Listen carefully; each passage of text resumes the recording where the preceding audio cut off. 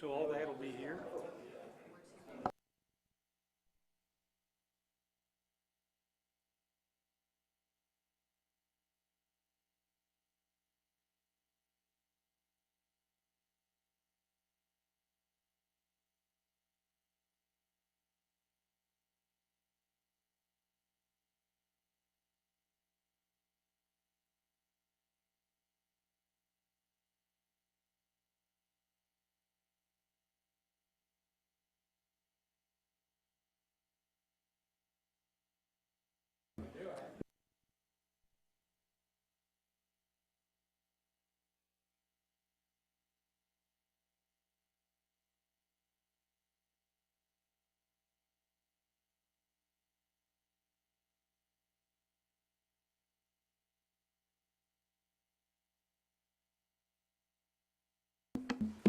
I call to order the June 23rd, 2021 Area Board of Zoning Appeals meeting of Tippecanoe County. First item on the agenda is approval of the previous meeting minutes.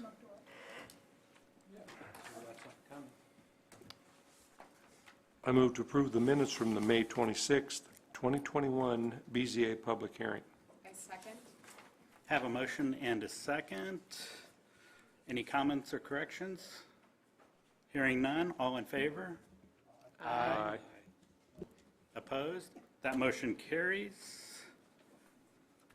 New business.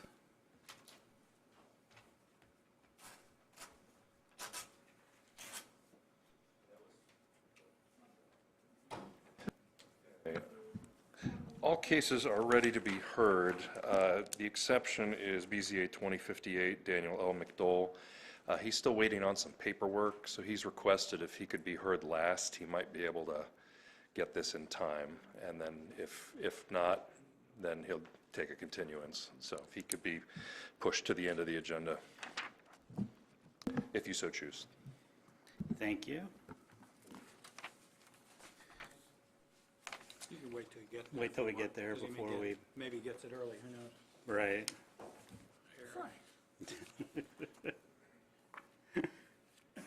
Okay. At this time, I would like the public hearing motion. I move that there be incorporated into the public hearing portion of each application to be heard this evening and to become part of the evidence at such hearing, the Unified Zoning Ordinance, the Unified Subdivision Ordinance, the Comprehensive Plan, the bylaws of the Area Board of Zoning Appeals, the application and all documents filed therewith, the staff report and recommendations on the applications to be heard this evening, and responses from checkpoint agencies. I second. We have a motion and a second. All in favor? Aye. Opposed? That motion carries. I'd like to briefly describe our procedures for this meeting. Each case will be heard following a motion and a second from the board. We'll ask the staff to report on its findings. Following the staff report, we'll ask the petitioner to present his or her case, after which anyone wishing to support the petitioner's request for a variance or special exception will be asked to come forward. After hearing from the petitioner and those speaking on his or her behalf, we will ask those speaking against the petition to present their arguments. The petitioner will then be allowed to rebut arguments raised by those in opposition to his or her petition. Following the rebuttal, the board may wish to ask questions of the petitioner's supporters and opponents of the petition or of the staff. The staff will have the opportunity at this time to make any necessary clarifying comments. We will then vote by use of prescribed ballot. 4 votes are necessary to make any decision. In the absence of 4 votes, either for or against, the petition is automatically continued to the next meeting. We will also be taking comments from social media, and we'll be asking for those when the case is heard. Please observe the following guidelines for the sake of time and fairness to all. State your name and address for the record before you speak. Limit your remarks to 5 minutes or less.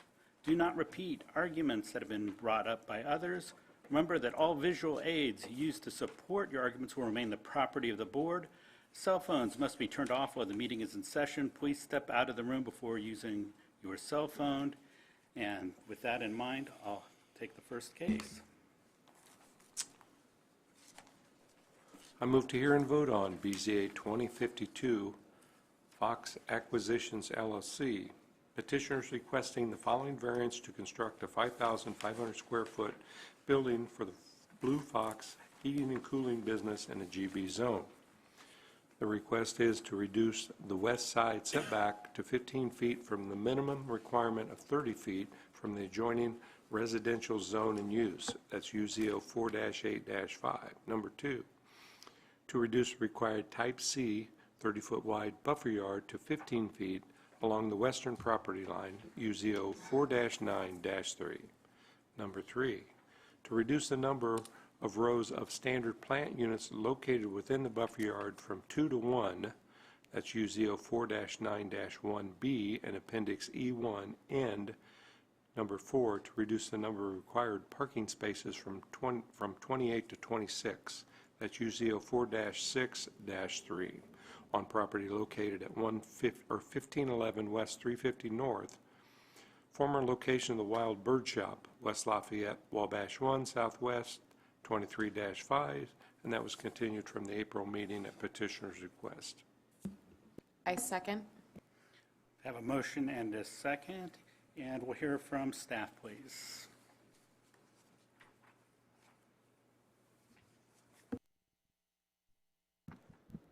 Thank you, Mr. Chair. David Hiddle with the Area Plan Commission. This first case is commonly addressed 1511 West 350 North. It is about a 1-acre property a little bit east of the intersection of Morehouse and Sagamore. And this is a 4-pronged variance request. We'll go over those in just a second. Here's the site, the zoning map. You can see circled in yellow, right in the middle of the map is the subject site. So to the west, you have some multifamily dwellings zoned R3, and to the east, you have Purdue Research Park. Also to the east, immediately to the east, in that park is a trail run by the city of West Lafayette.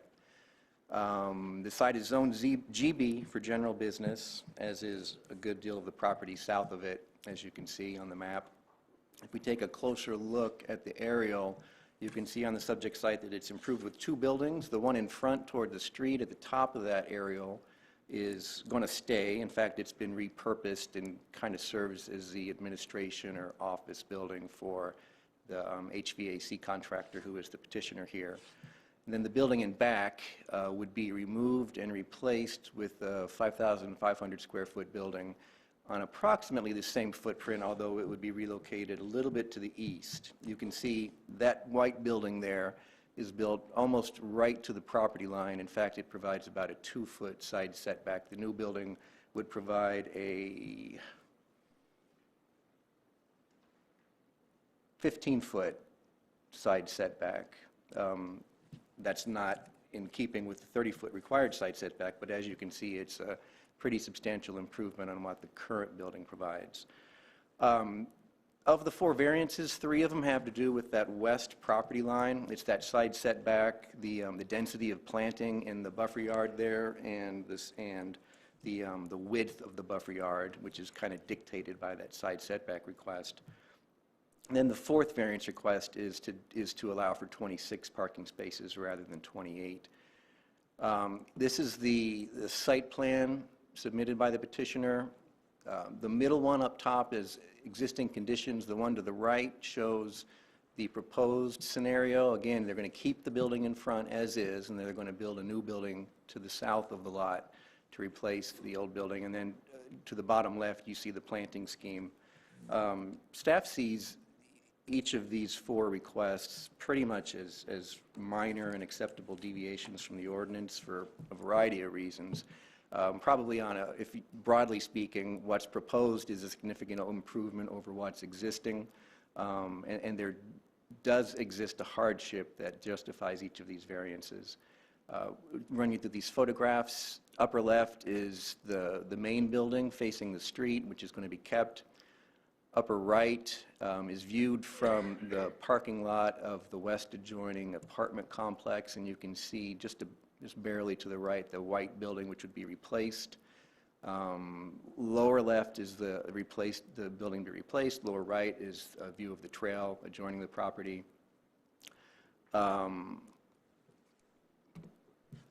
It's our contention that, again, these variances are merited. There does exist a topographical consideration, which makes really the placement of the new building where it's proposed with a 15-foot setback, it merits that variance. The two parking space deficit, I think, is plenty acceptable.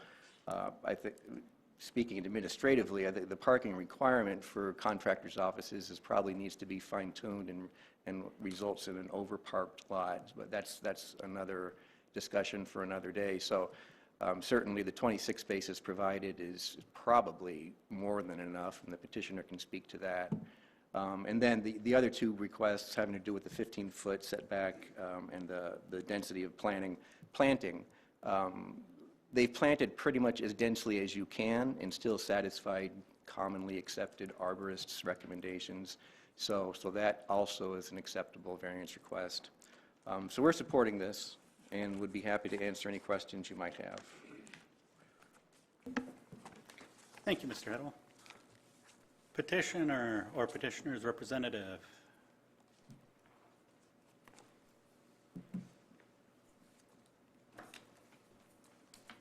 Good evening, Kevin Riley, attorney with Riley, Teeter, and Schreier, representing the petitioner. Also wanted to mention that Todd Starr with Starr & Associates is here. They are the surveyor engineer on the project, and Todd was here to answer any questions you might have about the reference to the drainage in the staff report. Wanted to start by thanking staff and then also Chad Spitznagel and Bryce Patz with the City of West Lafayette for the time they took to sit down with us and talk through and work through some of these variance issues. So I do appreciate the efforts that they made. The staff report and the summary that Mr. Hiddle just provided thoroughly present and support the case for the variances. We would incorporate those into our argument in support of the variances, and I don't want to belabor the points that were made, but I'm happy to answer questions about those if you wish. I did want to add a couple of things. First of all, we're not aware of any objections from neighboring properties to the requests. Also wanted to add that the petitioner intends or will install a privacy fence to the west of the buffer yard between our client's property and the residential property to the west for at least the length of the buffer yard to provide some additional screening for the neighbor to the west. So we think that it's our opinion that the requests meet all the requirements of the ordinance, and we ask for your approval. Happy to answer any questions. Thank you. Anyone wishing to speak in favor of the petition? Anyone in opposition? Comments, questions from the board? Hearing none, or did we have anything Nothing from from social social media? media. Yeah. Thank you. Hearing none, we have 4 ballots.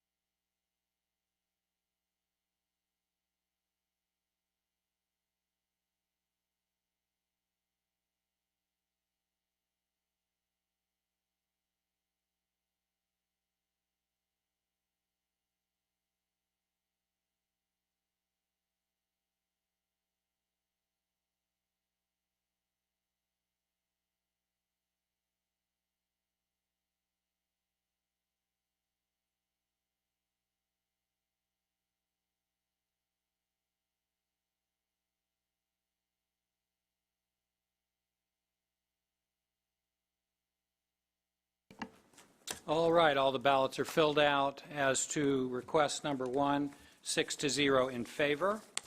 As to request number 2, 6-0 in favor. As to request number 3, 6-0 in favor. And as to request number 4, 6-0 in favor. Thank you. All 4 variances are granted. And we'll hear the next case, please. I move to hear and vote on BZA 2057, American Realty of Lafayette LLC. Petitioners requesting a variance to eliminate the required half of Type C 30-foot wide buffer yard to construct a 9,676 square foot office shop building in an I3 zone. The 19.4 acres is located on the south side of County Road 350 South and east of County Road 500 East, specifically 5121 East, Old 350 South, Sheffield 7 Southwest, 22-3, UZO 4-9-3. I second. Have a motion and a second, and we'll hear from staff, please. Ryan? Okay. So we're in Lafayette's large industrial expansion area right on its edge. And these rezones all took place between 96 and 2001, 4 different rezones that established this large I3 area. And it's been developing industrially steadily over the years. The business is American Paving and Asphalt Operations. There are a number of other adjoining industrial businesses, of course, to the west, to the south, and in all these industrially zoned areas. And of course, we have a lot of remnant ag land out here on the fringe that opens up to the main agricultural area in this part of the community, all zoned A. County Road 350 is a rural primary arterial, and that's the main point of access. Go ahead and zoom into the site. It's currently under construction now. This is their site plan. Per ordinance, they're required 15 spaces, which is what their site plan proposes. They have a 24-foot driveway onto the public street. County Highway has issued that permit. County Health Department has also approved proposed septic system for the location, since it is off the sewer grid. And petitioners already received approvals from County Drainage Board for their on-site stormwater management. So this is sort of the last little stage of their development as involves this request. So half that 30-foot, since they are abutting that A-zone property, as you can see right here. Whoa. Well, that button didn't quite work, did it? All right, well, you can see there off to the east, the lower right side of that image. Is still zoned agriculture, so there is a 30-foot buffer yard required between them. Since it's an undeveloped site, that would require 15 on each side. And so they're asking for variance from their 15. So the staff believes eliminating the required buffer yard on the petitioner's side prevents what the ordinance intended physical and visual barrier was established for. It's hard to say what that property would develop, that agricultural property would develop in the future. Obviously, as the community becomes more sophisticated and as public utilities are expanded in this area, which is certainly not out of the realm of possibility, that property could become developed and not necessarily heavy industrially, given its current A zone. And so out of an abundance of caution, staff is not recommending this variance. So it's our opinion that it will be injurious to it could quite very well be injurious to the public health, safety, and welfare. The ordinance has these buffer yard requirements in order to minimize nuisances, dirt, dust, et cetera. So removing that buffer yard does jeopardize that intent. Use and value, in our opinion, of the area adjacent to the property will be affected in a substantially adverse manner. Removing those protections afforded by the buffer yard could have potential negative impacts for the neighbor when he goes to develop. This is a situation that is very common, as you saw from the zoning map. There's all sorts of industrial areas in this area that, right on the edge, that abut these agricultural zones. They all share this in common. So there's nothing unusual about this site that would prevent this. And as you can see from the size of the site itself and their site plan, adding that 15-foot buffer yard is not an unusual or unnecessary hardship. By all intents, they mean to just make use of that land for their purposes, for their business purposes. And so that sort of perceived reduction or restriction on economic gain just is not a basis for that variance. So it's staff's opinion that there is no minimum relief needed since the hardship test cannot be established. So we are recommending denial. I'm happy to answer any questions. Thank you, Mr. O'Gara. Petitioner or petitioner's representative?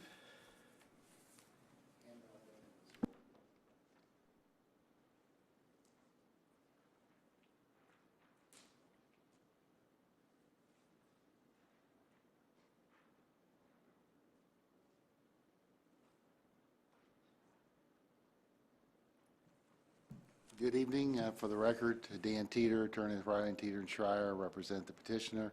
Brad Pettigo is the petitioner's representative. He's sitting here present this evening, would answer any questions that you might have. As you're aware, staff's indicated we're requesting a variance for no half-width buffer yard on our entire east side of the property. I want to say for the record, I'm amending the site plan. I've given that new site, or the amendment to the site plan, to staff, and it's basically where it says dry detention pond, it now will say detention pond. That detention pond will be wet. Stormwater that we went through demanded that we make that a wet pond. So that's now going to be a wet pond at that point. Additionally, the buffer yard we have installed.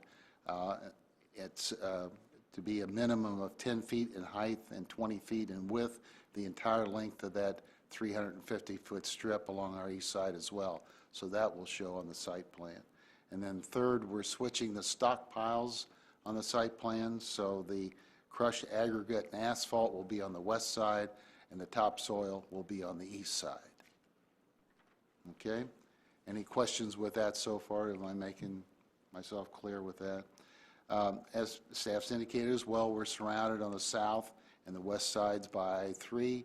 On the north, we do have some A, and then beyond that, we have I-3 as well. And on the east side, we have A with, in my opinion, I-3 coming. There's more industry coming to that area. It's very industry bound at this point. I've given you 3 handouts. One that shows the existing buffer yard. And then the second is an aerial of the site, shows you the industry that we have there and really what the area looks like. And then the third is the berm that we're putting up. Petitioner believes that that tree line that you see on the buffer yard from the first picture is 50 to 75 feet in width, and at least 25 feet of that is on his property. So I think that's very significant. Additionally, you'll find that my client had to took the topsoil off part of the property where the dry pond was now the wet pond, and he's used that for his berm. So that berm then is along that entire entire east side. The berm presently is probably 30 feet by 100 feet by 350 feet. And the reason for that excess is that's part of his business. So he's going to be using that topsoil over a period of time. But the minimum size of that topsoil will always be 10 feet high, 20 feet wide by 350 feet in its length as well. Again, as I indicated earlier, we switched the stockpiles so that the aggregate is on the west side. He also has a site on Wabash Avenue, and that's presently where he does all his crushing. The crushing is done only once a year. He's going to continue using that site, but he wanted to have this available in case that site ever went away or wasn't able to do that.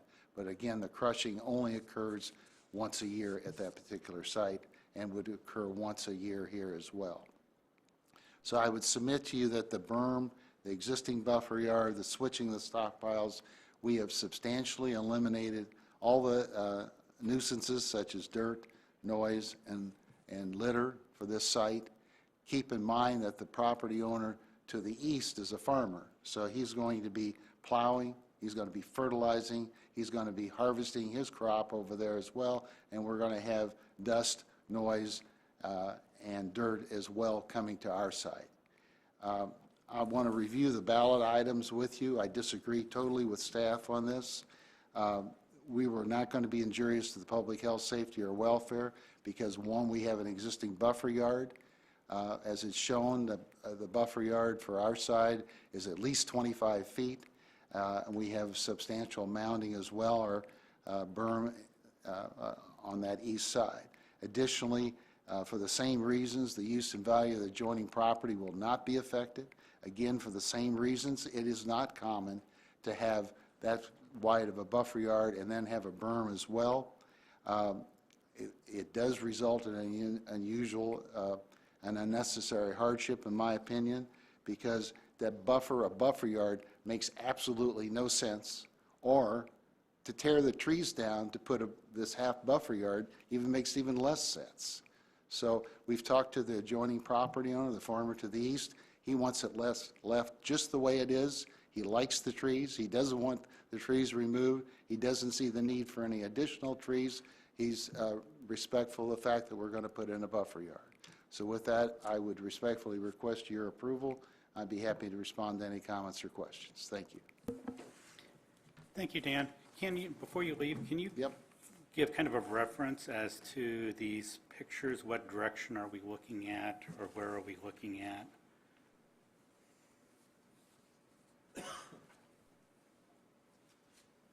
I think that would be helpful. The picture, the first one is looking east at the end of our eastern border with the trees, and then beyond that is the farmer that we're mentioning, our neighbor to the east. The next picture is looking, I guess you're looking south from the county road, and it shows our pond being put in, shows the industrial properties to the west as well. And then the third drawing is, or the third picture is again looking east, and this is the berm being built. That's then next to the tree line and then next to our farmer's property. Does that help you, Steve? I believe so. So the existing buffer yard is only really on the southern portion. No, the existing buffer yard is along the entire 350 feet of the east side. There's no other, that's the only property that borders agriculture. No other property borders agriculture. So which way is that facing then on the second? We're facing east. Okay, I'm not, So, yeah. Oh, you're facing, I thought you said you're facing south. If you look up at your drawing, it's where that hand is right there. We're looking east. So the tree line that we see in the picture it covers that buffer yard, but it also runs all the way up to the road, correct?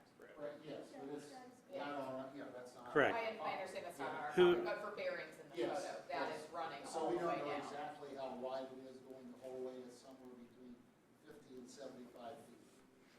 Okay? Correct. But the property in between the buffer, on the northern portion, the property in between your site and the buffer yard, as it looks, I mean, your site is T-shaped. Who owns that? To the north? I guess I don't understand where you're. This property right here. That's Best Way Disposal. They were looking at a transfer station years ago. Look there. And that's I-3. And that's I-3. Okay, so it's not required there. Gotcha. It's only that small segment there. I gotcha. Before, that was A going to I-3, was across Old 350. Yeah. Okay, thank you. That clarifies a lot. I didn't realize that was zoned industrial as well. Yes, okay. Thank you. Any other questions? Thank you very much. Thank you, Mr. Teeter. Anyone wishing to speak in favor of the petition? Anyone in opposition? Questions, comments from the board?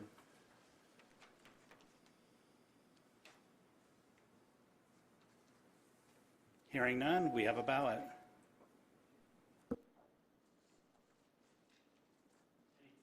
Any social media, Ryan? No comments. Thank you.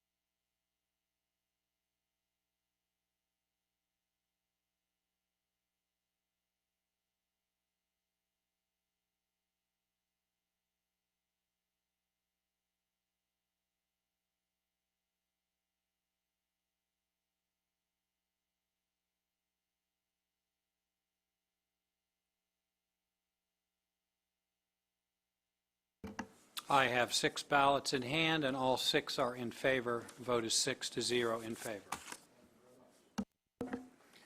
Variance has been approved. Is BZA 2058 ready?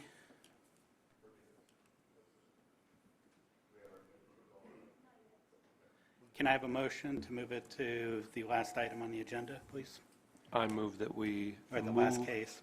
move BZA 2058 to the last case to be heard this evening. Second. Have a motion and a second. All in favor? Aye. Aye. Opposed?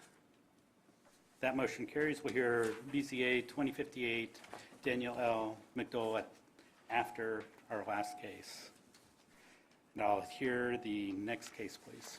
I move to hear and vote on BZA 2059, Heritage Aggregates LLC. Petitioners are requesting a special exception to allow the continuation of a sand and gravel mining, SIC 14, in the I-3 zone permitted under BZA 1819, granted in May of 2011, to extend another 10 years. Mining operations will occur from 6 a.m. to 5 p.m.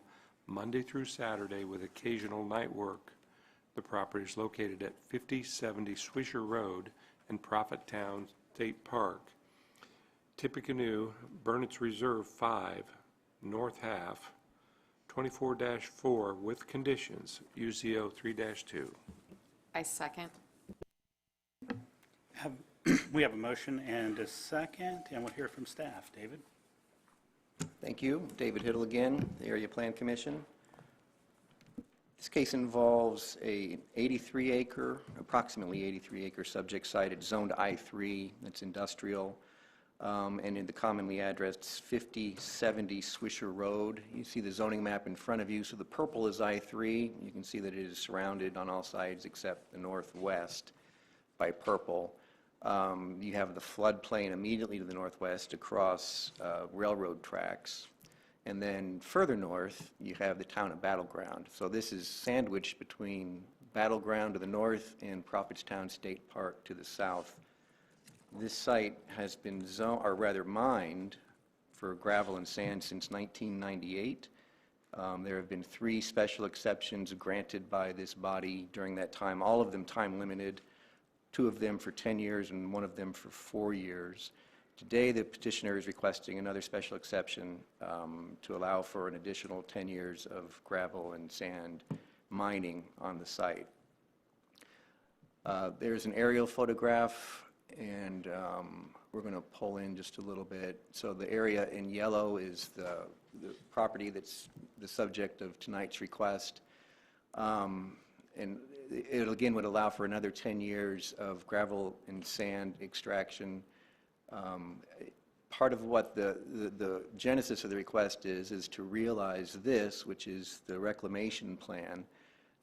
The reclamation plan is a document that is provided by the petitioner and agreed to by the petitioner, the property owner, and staff as to how this is all going to wrap up when everything's done. And in particular here, these lakes will be formed and they will be turned over to the state to be an addition essentially to Prophetstown State Park. You can see here that there's a land bridge between one lake to the left and one lake to the right. And the next several years of work then will provide for the connection of those as I think it's been agreed to between the Department of Natural Resources and the petitioner as part of their reclamation plan. As a special exception use, I think as you probably know, this is a use that is contemplated in the I-3 district but is not permitted by right. So that list of special exception uses are essentially those that are generally thought to be reasonable and appropriate in that given zoning district, subject to additional scrutiny by this board because of potential to be onerous. In this case, we do believe that the findings have been met. They are meeting all of the development standards for mining operations, with the exceptions of some that have been granted variances in the past petitions. And so we are supportive of this request. I believe that DNR is here with the petitioner to talk, to give you Prophetstown State Park's opinion on this request, but we are supportive and would be happy to answer any questions you might have. Thank you, Mr. Hiddle. Thank you. Petitioner or petitioner's representative.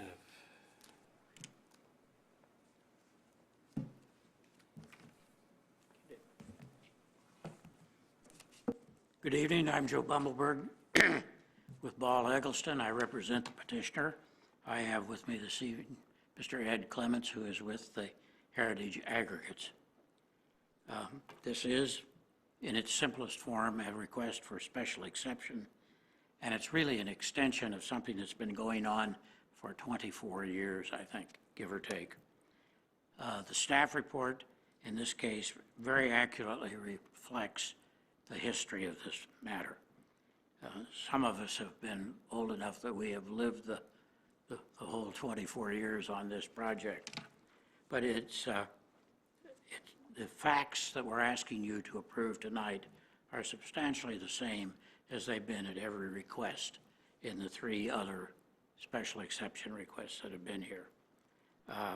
And by and large, the variances that were granted over the years were variances that would permit the removal of pieces of land that would be literally in the way of connecting the lakes together, and the buffers that would also impede that kind of progress. So ultimately, what we will have here is the lake.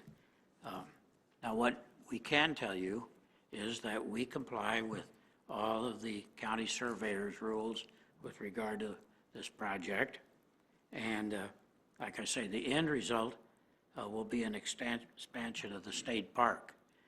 And there is a representative here this evening with that. If we turn to the ballot items, this is an authorized use. Mr. Hiddle mentioned that. The ordinance standards will be met. The ordinance requirements that have not been varied over the years can be met. There is no adverse effect or injury on other property or uses. The adjoining landowners are far enough away that there is no problem here.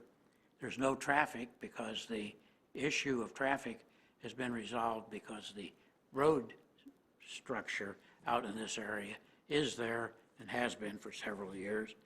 Our lighting is going to be just the existing security, again, like we have out there right now.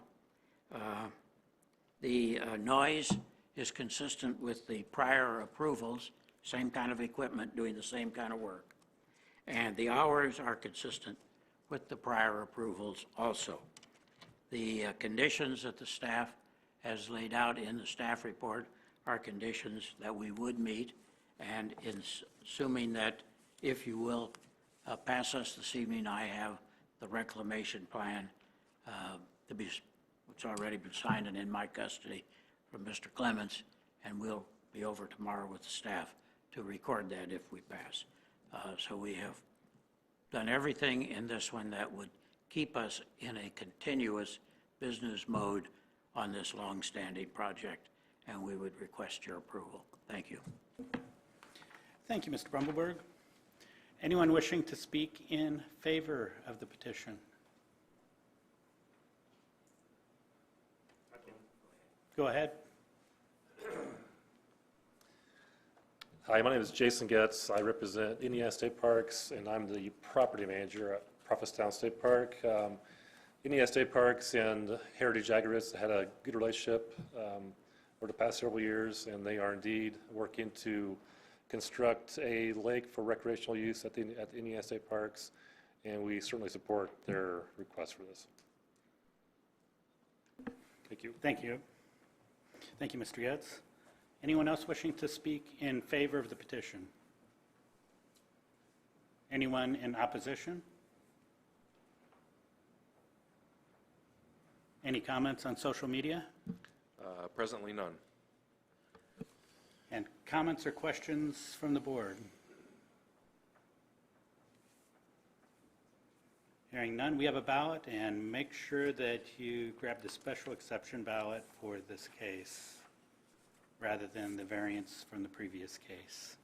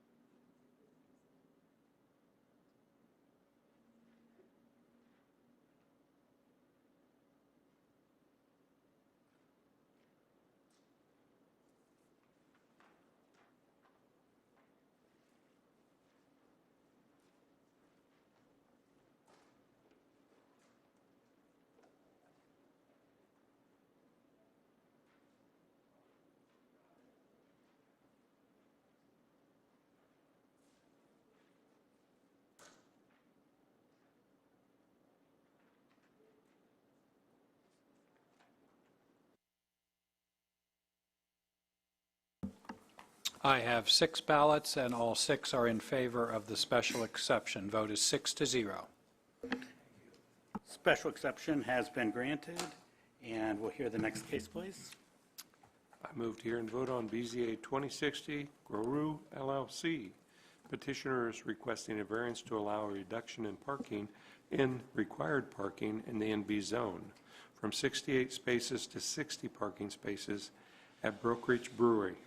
The parking variance would allow the addition of a patio on site located at the northeast corner of Sagamore Parkway West and Covington Street, specifically 2506 Covington, West Lafayette, Wabash, UZO 4-6-3.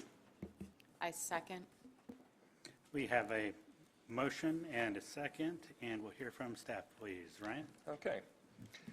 Well, this stretch of Sagamore Parkway through West Lafayette, this area is a long stretch of NB zoning on the north side, GB on the south, mix of PDs, and then we have our residential areas off of those areas. So this has been a NB zoned area for some time. Building itself has also been there for some time. It's presently divided between a real estate office that takes up approximately 1,630 square feet, with the balance of the building going to the restaurant business. Petitioner is proposing a canopied patio that would expand that footprint of the restaurant another 1,140 square feet. The variance is approved. So this is the kind of the current site here. And there's their proposed addition. I think we have some photos. We also have a schematic here and a perspective shot of what they're looking at doing. And an aerial. Okay, wasn't sure if we had any street shots, so that'll have to do. But as you can see, the building has been kind of refurbished, repurposed to accommodate the restaurant use. We'll go ahead and leave it on that site plan right there. That was able to be established in 2017 before the board here. The current setback from Covington was legitimized, and as well as a vegetative coverage requirement to accommodate the existing condition that was prompted by the change in use. It also allowed a parking reduction from 65 to 63 spaces. At that time, the proposed business was not going to be used for all of the space, so that's why we're at 68 presently. Covington's urban local road, and of course the frontage road is off connected to Sagamore Parkway, so there's no direct access to Sagamore Parkway. Of course, city utilities are available. So the 60 spaces that are proposed, let's see, would bring us within 88%, give or take, of the full requirement for the site, given this expansion of the restaurant use. I'll let the petitioner explain the reason for the expansion, but they want to essentially provide more outdoor dining to accommodate customers, obviously. And so that's essentially what's necessitating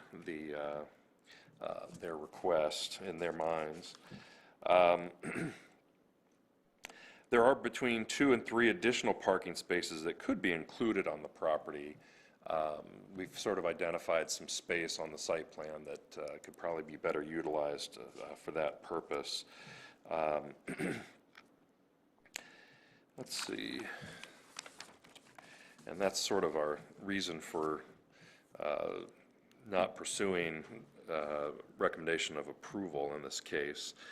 So it is staff's opinion that the variance request will not be injurious to the public health. The realty office, the brewery will likely have obviously different peak times, so there could be a shared parking environment in that situation.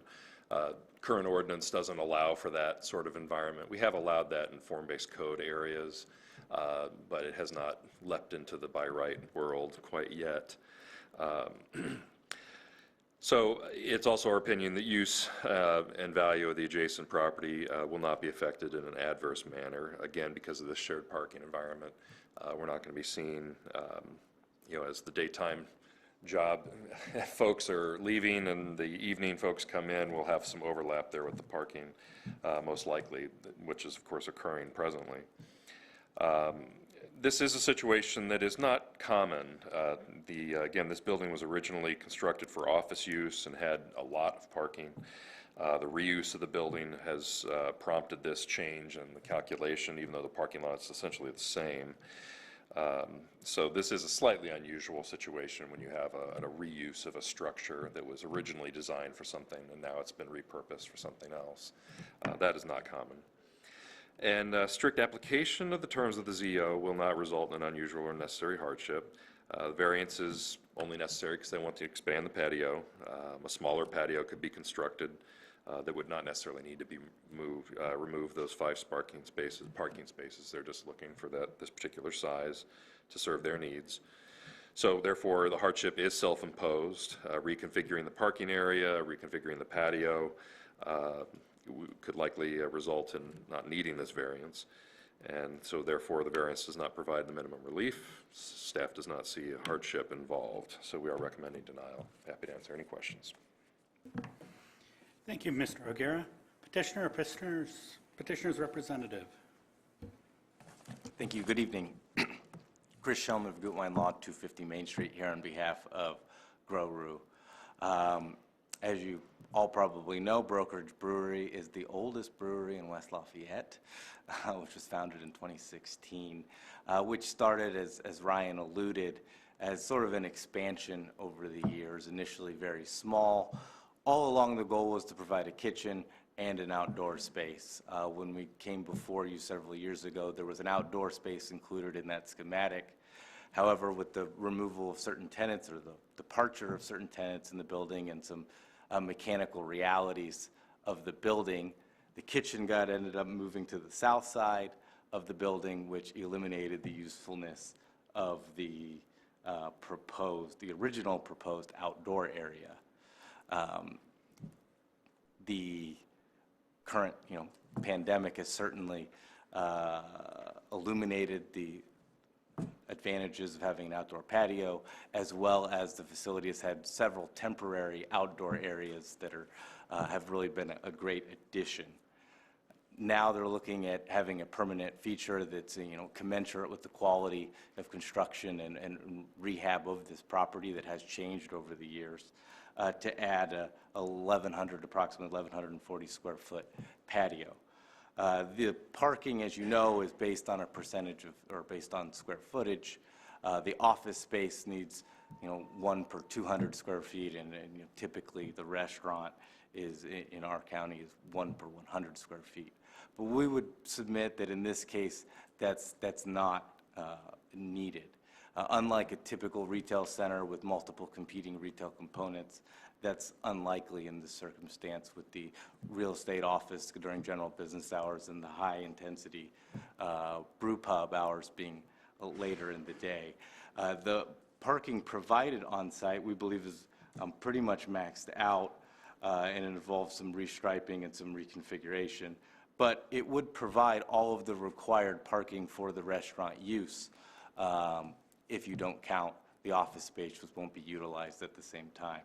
In addition, there's significant on-street parking available on Covington, about 22 spaces that don't really have any other use, given the fact that it tees off of a frontage road along Sagamore Parkway. Also, being in West Lafayette and near a residential community, many of their patrons walk and bike. They have some creative bike rack and are supportive of those recreational activities with their brewery to really reduce the need. Through their use, they don't need the extra parking. They often have extra parking, and that's probably most signified by the fact that they have a old fire truck that they keep on site that takes up many spaces, and they don't really have any uses. With that, we would submit that this request is reasonable and that any additional parking would be unnecessary and ultimately reduce the benefit to the community. I would be happy to answer any questions, but that's ultimately where it is. I guess one other note is that the square footage that's being used in this calculation is you know, completely maxed out for the square footage of the restaurant, and also includes the front patio area, which is occasionally used for drinking outside on the front patio. So this includes about 1,800 square feet of outdoor space, which is only utilized in the summer. So in those peak times, it's only for a small period of the year. Thank you, Mr. Shulman. Anyone wishing to speak in favor of the petition? In opposition to the petition? Does the City of West Lafayette have any comments?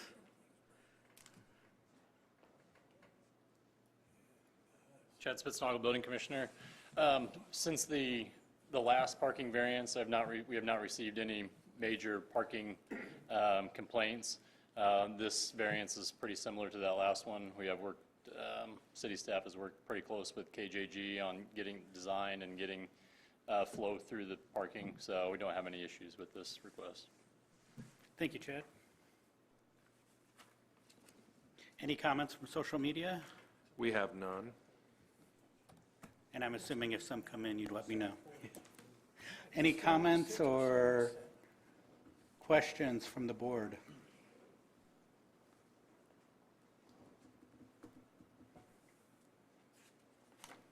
Hearing none, we have a ballot.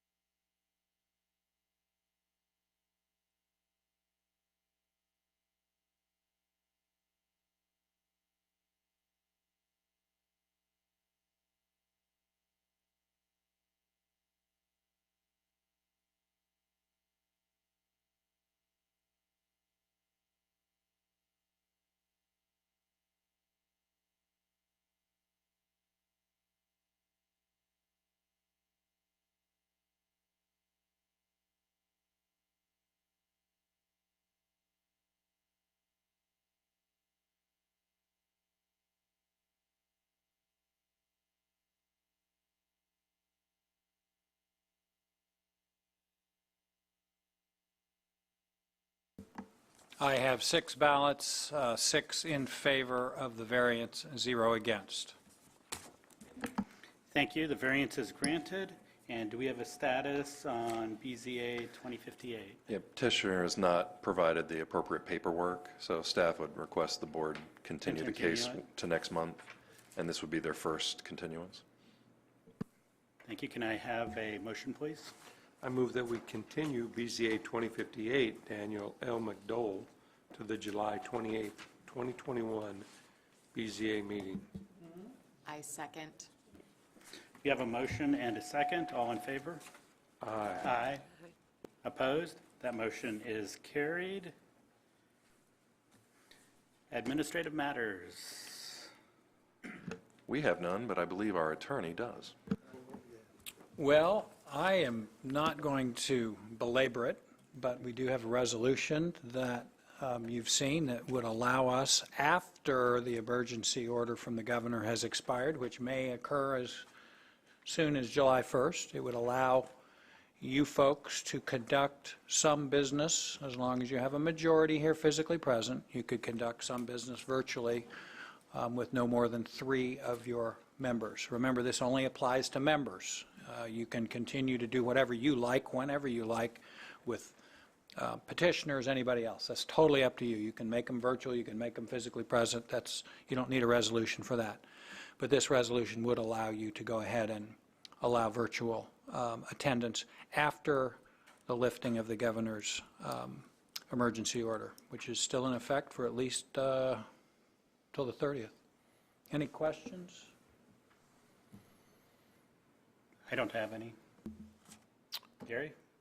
I'll just comment, I think Steve's aware and Michelle's aware. We discussed this at Ordinance Committee, discussed it at the Plan Commission, and they've decided to go back to just in-person meetings and not to adopt the proposed continuation of virtual meetings. So I don't know if you need a motion to that effect. I'm thinking we made a motion, but we just move not to adopt the resolution that was presented.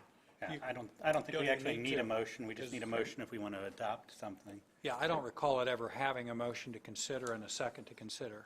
So we don't need to take any action whatsoever, and the minutes ought to just reflect that the discussion is continued without date, unless there's Correct. any reason to put it on a specific date. If it comes up, it comes up. And recall, you literally could pass it at the beginning of a meeting and then allow people to participate virtually as long as you had enough. I don't recommend that, but if push came to shove, you could do that. Yeah. And the other thing we talked about was if something were to happen with the medical issue, we would assume that the governor may again put us under an order which would allow us to do that like we did in the past. So, And if not, we could consider something at that Right. time. so And I think everybody here, I believe Tom was at the last meeting, so everybody here, I think, is willing to participate physically. And this way, then we don't have to worry about allowing members to, or allowing the public to get into the go-to meeting as well. That's my understanding, is that we would have to That's let the correct. public.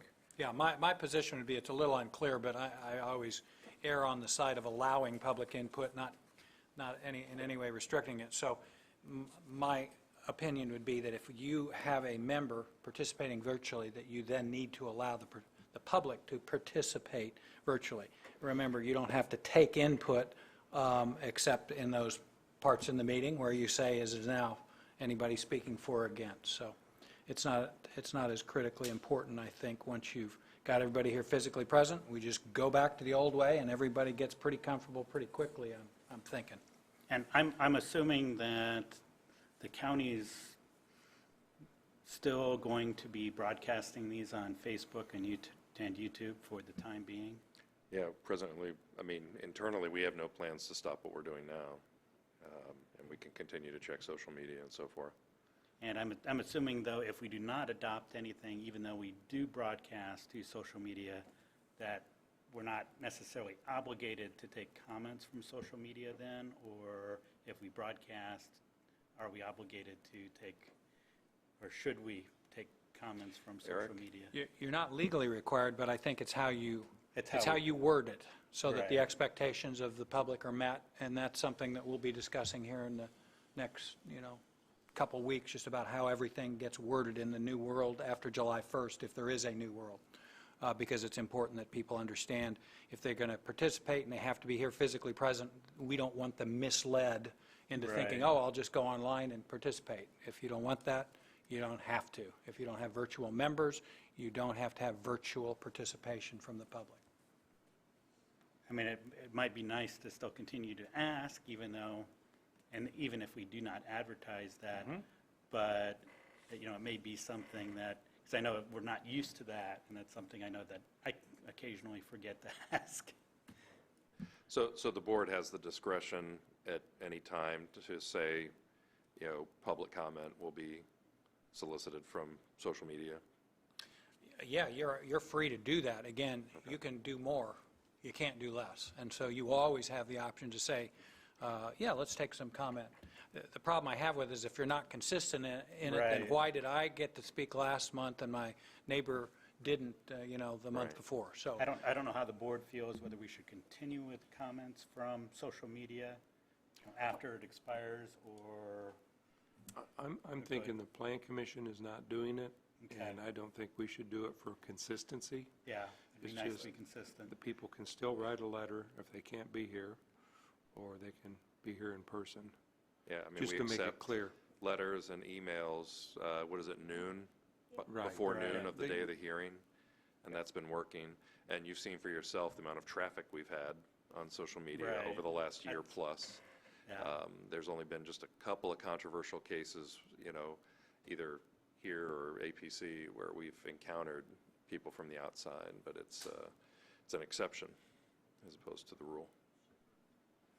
And David, do you have any comments or thoughts on that? Yeah, I think that it should, with regards to social media, we should broadcast only and not try to receive comments. I think it's really the lowest level of social discourse is sitting at home. I and agree. eating Doritos and writing a snide comment on social media.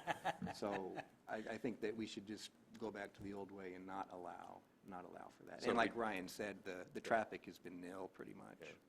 So social media, we'd essentially just, it'd be like a public access channel at that point. Yeah. People Right. can watch it Yeah. and yell at it, but not officially complain. Right. And comment, okay. anything else at all? I would like to recognize Rabita, you know, as she is leaving us. Unfortunately, we're leaving the Plan Commission staff, and thank her for all her hard work over the years. We've really appreciated it, and wish you the best of luck over at Purdue. I don't know if you'd like to say anything, or...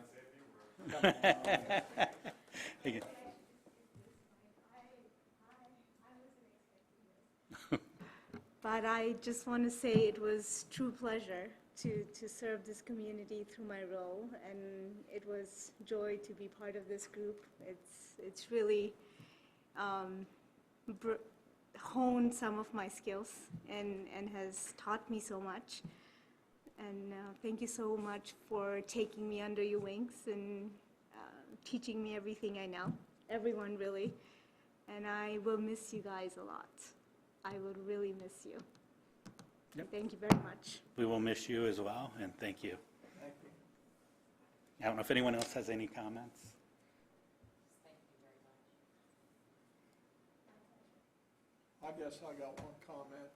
The attorney made mention of a fire truck at Breckenridge or whatever. You mentioned it was old. I drove that truck. Talking about 24 years being a long time, and all of us live 24 years. Right. That truck's over 40 years old. I drove that, it was brand new, and I go, oh boy, that's great. I apologize. No. It is old. Come on. It is old. Yeah. And I do remember, I wasn't on the board at the time, but I do remember 24 years ago that case, because I was in the audience. Yeah. If there are no other administrative matters, unless any member has an objection, the chair will order the findings of each member casting a vote for the majority decision of the board to be the collective findings of the board in support of the decision of the board. Hearing none, it is so ordered, and I will entertain the last motion. I move to adjourn. We are adjourned. Thank you, everybody. See you next month. Thanks, everybody.